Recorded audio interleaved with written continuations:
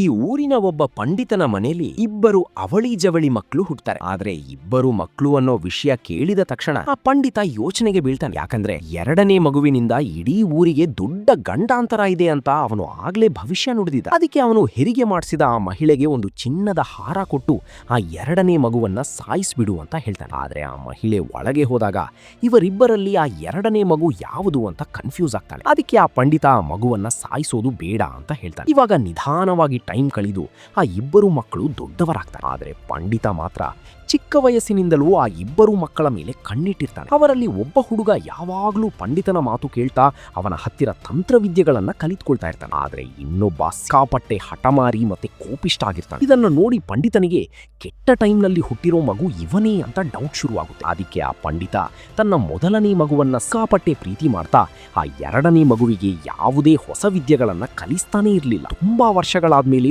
ಊರಿನಲ್ಲಿ ಒಂದು ದೊಡ್ಡ ಪೂಜೆ ಇರುತ್ತೆ. ಅದಕ್ಕಾಗಿ ಒಂದು ದೊಡ್ಡ ಆನೆಯನ್ನ ಕರೆಸಿರ್ತಾರೆ.